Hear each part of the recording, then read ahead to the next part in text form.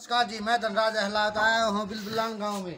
जैसा कि तस्वीरों में देख पा रहे हो, हम यहाँ सरपंच के घर के पास पहुँच चुके हैं।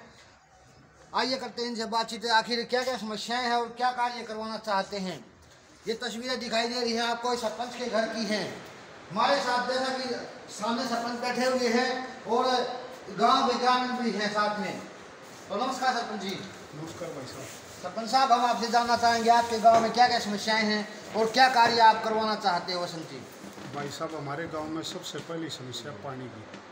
ठीक है जी। एक तो पीने का पानी नहीं है। पीने का पानी हमारे साथ लगता है, गाँव चिसराना से आता है और वो भी 4-5 दिन में आता है। एक बार 20 ही मिनट पानी आता है, 4-5 दिन के अंदर 20 मिनट पानी, और वो भी खारा पानी आता है। पीने के पानी को लेकर आप अधिकारियों से, राजनेताओं से मिले हो अभी तक?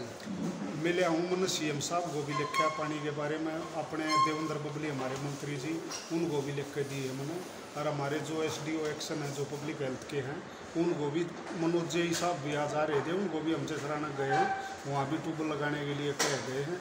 एक पाइपलाइन बड़ी नहरों से आता है जो 15 दिन पानी चलता है, वहाँ पर कटवाड़, आवड़ी और बलियान तीनों का वो एस्टीमेट भेजा था, वो वापस आ गया। उसने फिर दोबारा भिजवाऊंगे और पानी की गाँव की समस्या उस बिना दूर नहीं होगी हमारी। सरपंच साहब, जैसा कि बता रहे हैं कि गांव में पीने के पानी की सबसे बड़ी समस्या हो। हाँ। आप गांव के ग्रामीण हो तो आप क्या कहना चाहोगे इसके बारे में? ये समस्या दूर हो जानी चाहिए हमारी। समस्याओं को लेकर जैसे प्रधान जी मुख्यमंत्री तक मिल चुके हैं, हाँ, तो उसके बारे में आप लोगों का क्या कहना है? जब उबर नहीं सुनाई करेंगे हर कौन साथ में रहेगा उनके। मतलब पीने के पानी, गर्मी का मौसम आ चुका है, हाँ। पानी खपत ज़्यादा है। हाँ, जब पानी भी नहीं मिलेगा, कम से कम सबसे मेन चीज़ है पानी। तो हाँ जी। हर सीएम ने हमने बता ली भाई, अधिकारियों ने हमने बता ली, मंत्री ने हमने बता ली भाई, अपने आप परेशानी बहुत के हर आम इस दशा से गुजर रही है। ये पानी की समस्या कितनी बड़ी है? बहुत बड़ी है, सबसे बड़ी समस्या यही है मेन। तो मतलब इसके बिना जीना दुश्वार हो जाता है। जीना जी सकता है आदमी, रोटी बगैर रह सकता है, पानी बगैर नहीं रह सकता।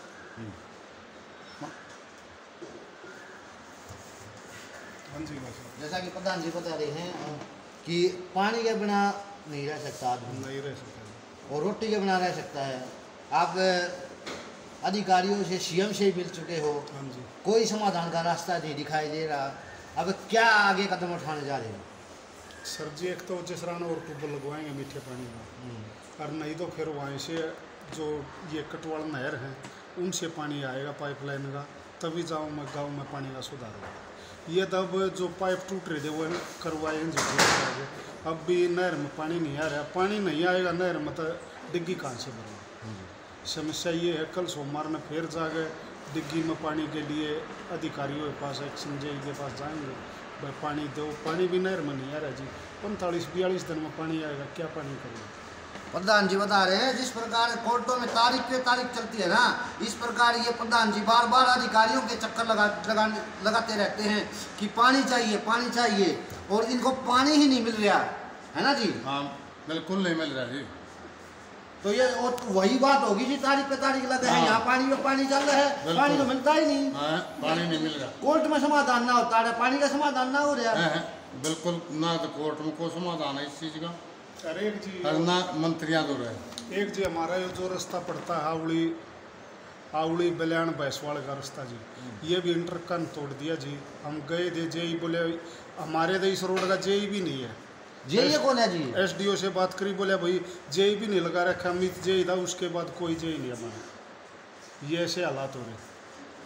अधिकारियों को की नियुक्ति भी नहीं की गई है, जेई तक नहीं है। पानी चाहते हैं ग्रामीण, आखिर इस ये पानी, सिर्फ पानी की मांग है इन लोगों की, और इनको पानी नहीं मिल रहा। तो रोड जो टूटा पड़ा है सारा, प्रधान जी का ये कहना है। बिल्कुल टूटा पड़ा। आप आए हो गए भैंसवाड़ तरफ से? हाँ जी, हाँ जी। इसकी एप्लीकेशन हमने लगा ली, जे साहब था जो उस तक हमने कहा, एसडीओ तो हमने कह लिया, कोई सुने नहीं रहा। जो अमित जेई था ना जी, अमित जेई थे जो हमारे रोड पे थे, वो अमित मलिक, उनकी बदली हो चुकी। उन्होंने 1-2 पैच लगाए थे, फिर बरसात आ गई, उनका ट्रांसफ़र हो गया। वो फिर चले गए। उसके बाद कोई पैच नहीं लगा रोड में।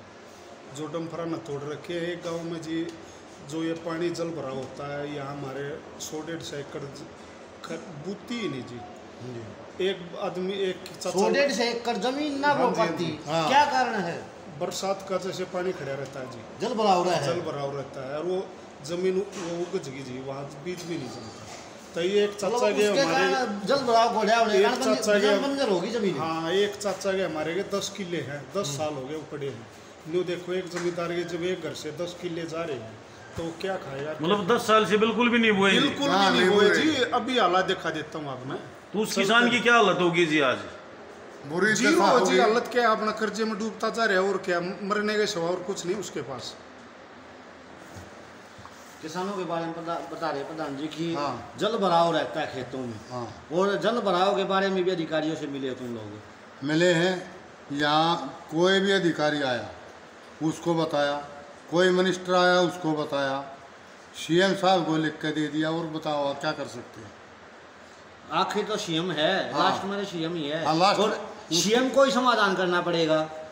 सीएम साहब को बार बार हम ये कोशिश मान रहे हैं कि भाई उनने एक काम तो करा है, जो ये लाइन दबाई थी उसका चौवा तोड़ने, पर उनमें भी चलाने के लिए ना तो कोटड़ा बनाया, ना कोई इंजन दिया, ना कोई मोटर दी है ताई, ना कोई ये प्लेट वगैरह लगा ये दिए। अब बरसात का टाइम फिर आ जाएगा, फिर कह देंगे भाई यहाँ तो अब नहीं आ सकता ये सामान। अब टाइम है 1 महीने का, इस समय अगर कोठड़े बन जाए और उन पर या तो बिजली के कनेक्शन करेगा या फिर ये प्लेट धरी जा, कहते जमींदार आज इनका रास्ता हो सकता है।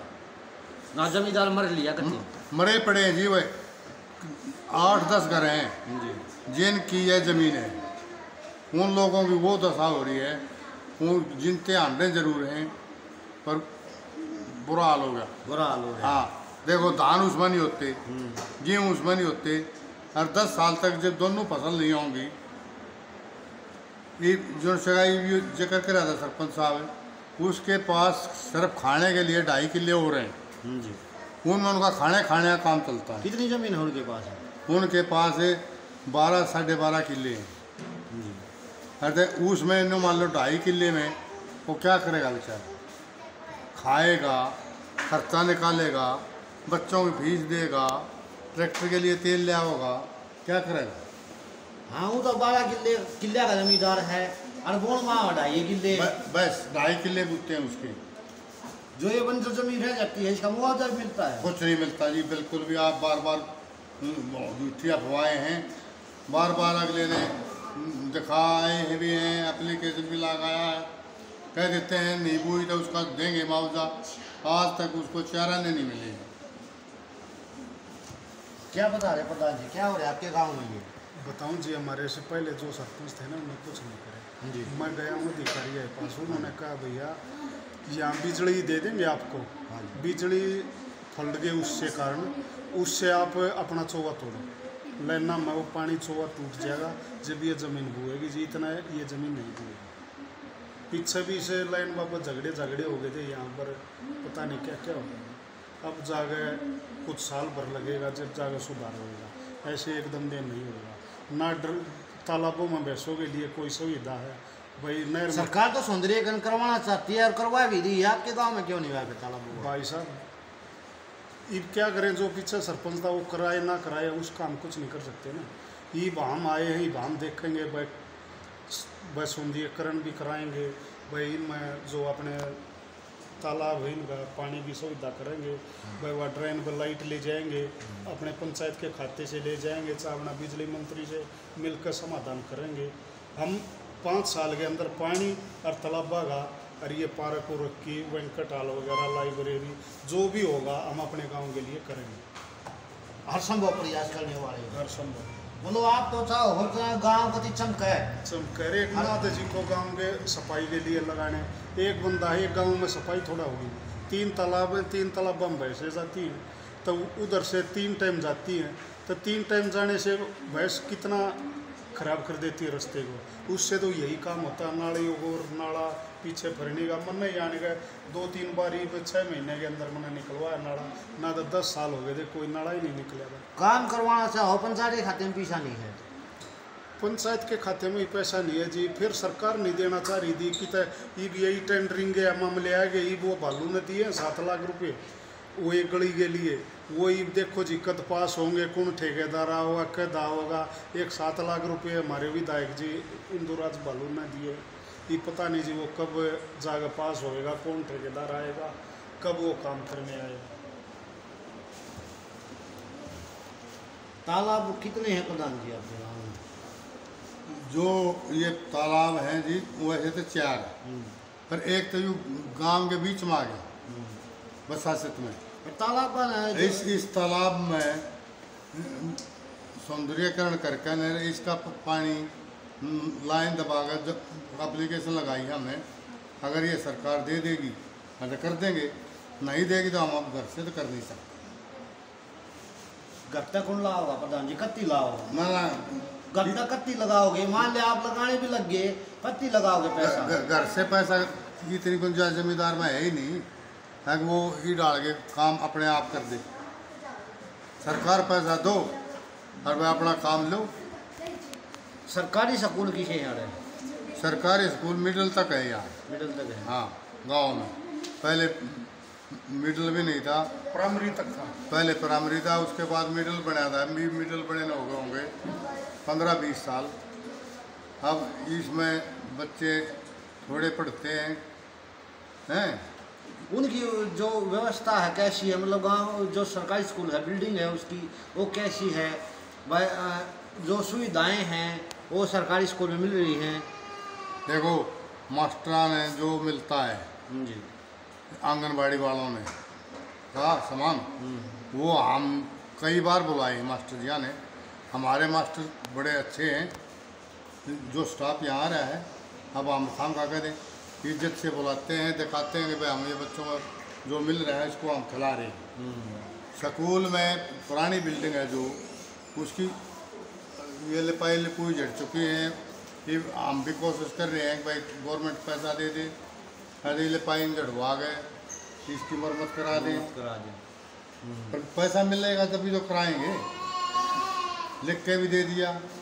पहला स्कूल में बड़का संख्या बड्डी है, कम हुई है, और बड्डी है तो उसको लेके और बढ़ाने के लिए क्या प्रयास रहेंगे? और कम हुई है तो आगे किस प्रकार बढ़ाया जा सकता है? ऐसा है, बढ़ाया जब जा सकता है जब ये प्राइवेट दुकान है जो स्कूल, इनका लगाम लगाई जाए, है तो अपने आप ऑटोमेटिक सरकारी स्कूलों में लोग आ जाएंगे। अब ये देखो दी दे लाइसेंस, दे परमिट हैं। ये उड्डा साहब कर गया यू काम ने, ये अपना आँख नीचे बैठे हैं। तो उनमें जागने बच्चे ज़्यादा खुश होंगे। आप सरकारी में पढ़ा करते हैं? हाँ सरकारी में पढ़े दिया। सरकारी में पढ़े रहे हो? हाँ जी। सरकारी मतलब किसी भी और देखा कम नहीं है, मतलब जो टीचर हैं उनके। देखो उस टाइम में टीचर बहुत बढ़िया थे, और टीचर आज भी ठीक है। हम टीचरों का दोस्त जब दें अगर भाई बच्चे का काम ना कराते हो, जितने बच्चे वहाँ जाते हैं उनको वो हम देखते हैं तकरीबन जाकिया में गए पढ़ाते पाते हैं। सुनो वोट कर पा नहीं सकते किसी को, जा करके काम करावें तो ये मेहनत कराते हैं। छोटा बच्चा तो तभी चलेगा 5वीं तक है जब जो मास्टर पढ़ावे उसको रिपीट करके करा दें तो हो जाता है, नहीं तो नहीं होगा। फिर मास्टर 1 मिनट मान लो आड़े गणती पढ़े कह गढ़े ये शुरू से सिखाने पड़ते हैं, वो बहुत मुश्किल होते हैं। बहुत मुश्किल होता है। तो हम भी तो उस अवस्था में गुजरे हैं। अगर उस टाइम पर तो मास्टरों को न्योता खरखाने का इजाज़त थी, आज तक मास्टर किसी को खरखा भी नहीं सकता ना। क्यों? सरकार ने कानून ऐसे गलत बना दिया। सही बात। एक प्रधान जी, यहाँ जो स्टेडियम है जी गांव में, स्टेडियम है जी, उसकी व्यवस्था कैसी है? और उसमें कोच लगे हुए हैं या नहीं लगे हुए? ना कुछ नहीं लगेगा सर। वो तो खाली बना बना के अभी जो खाली प्रैक्टिस कर रहे हैं बिल्डिंग। बच्चे, किस खेल से संबंधित ज़्यादा खिलाड़ी और बच्चे प्रैक्टिस कैसे कर रहे हैं? बस बच्चे जी वैसे मोबाइल में बड़े रहे हैं, कौन बच्चा खेलता स्टेडियम है? में भी जाकर मोबाइल में बड़ा है। नहीं जी, जैसे घर पर रहे हैं बच्चे मोबाइल में बड़े रहते हैं। यहाँ बैसवाड़ा अखाड़ा है, वहीं जाते हैं 10-20 बच्चे। और यहाँ कोई स्टेडियम में कोई एक आधा सुबह घूमने चला जाता है वैसे। चिकित्सा व्यवस्था कैसी है गाँव में? चिकित्सा कोई नहीं बैसवाड़े जी, चिकित्सा यहाँ की अच्छी हो रही है। यहाँ कोई डिस्पेंसरी भी नहीं है। यहाँ कितना कोई बड़ा गाँव है ये जी? वैसे तो वोट तय में है 1300 के लगभग, और वैसे होंगे जी 1500-1600। इमरजेंसी हो ज़्यादा फिर वो बैसवाड़ जाना पड़ा है। बैसवाड़ या फरमाना जी। 2,500 आदमी 2,500 आदमियों की जनसंख्या जी इस गाँव में। बस अगर कोई मरीज हो जाता है या महसवाड़ जाओ या फिर गंवाना जाओ या फिर रोहतक जाओ या कानपुर जाओ, हमारी ये स्थिति। तो प्रधान जी जैसे बता रहे हैं और ग्रामीण बता रहे हैं कि इस गांव में जो तारीख मिलती है कोर्टों में, वही स्थिति इस गांव में हो चुकी है। प्रधान जी और ग्रामीणों ने बताया कि जैसे तारीख पे तारीख मिलती है, ये पानी चिल्ला रहे हैं और इनको ये पानी नहीं मिल पा रहा। सरपंच साहब खुद कह रहे हैं कि हमें कुछ नहीं चाहिए, हमें आपका पैसा नहीं चाहिए, हमें पानी चाहिए गाँव के लिए, और पानी दे सरकार। इसके लिए अधिकारियों से, मुख्यमंत्री जी से मिल चुके हैं। अगर पानी सरकार भी, केंद्र सरकार भी चाहती है कि हर घर को पानी मिले, और सरपंच साहब भी यही चाहते हैं कि इनके गांव के हर घर को पानी मिले। इससे ज़्यादा वो कुछ नहीं चाहते। एक बुढ़ापा पेंशन जी फरमाने से बुजुर्ग है ना जी, ये बुढ़ापा पेंशन हमें फरमाना जाना पड़ता है, आना पड़ता है। 5 किलोमीटर जाना और 5 आना पड़ता है। बूढ़े सारे दुखी हो रहे हैं। बूढ़े सारे दुखी हो रहे जी पेंशन से। आप पेंशन लेते हो जी? मैं तो जी सरकारी पेंशन मिलती है सरकारी मेरे को। पेंशन। पर मैं यहाँ देखता हूँ गांव के बुजुर्गों की हालात, किसी के सहारे लग के बेटा ले चाल, बेटा ले चाल, मतलब बुजुर्ग और महिलाएं सभी परेशान हैं। सभी परेशान हैं। अरे हमने इसके बारे में कई बार लिख के भी दे लिया, भाई कोई छोटी व्यवस्था यहाँ गांव में कर दो डा खाने की, वो नहीं हो रही।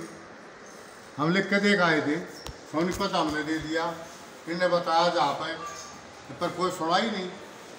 तो जैसा कि प्रधान जी बता रहे हैं, कहीं पानी का पानी हो रहा है और कहीं बुजुर्ग चाहते हैं कि इनके गांव में बैंक हो। पेंशन लेने के लिए काफ़ी दूर जाना पड़ता है, महिलाओं को, बुजुर्गों को, विधवाओं को काफ़ी दूर तक पैदल जाना पड़ता है और उनको पेंशन यहाँ नहीं मिल पा रही, और ये चाहते हैं कि इनके गाँव में ही पेंशन मिले। तो सरकार से यही आग्रह करना चाहेंगे, इनकी समस्याओं पर ध्यान देते हुए, विशेष रूप से चाहे पानी की समस्या हुई, चाहे रोड की समस्या हुई, चाहे बुजुर्गों से संबंधित बैंकों की समस्या हुई, तो इनकी समस्याओं पर ध्यान देते हुए इनकी समस्याओं का जल्द से जल्द समाधान करें। इन्हीं शब्दों के साथ जय हिंद, जय भारत, जय हरियाणा, जय हरियाणा।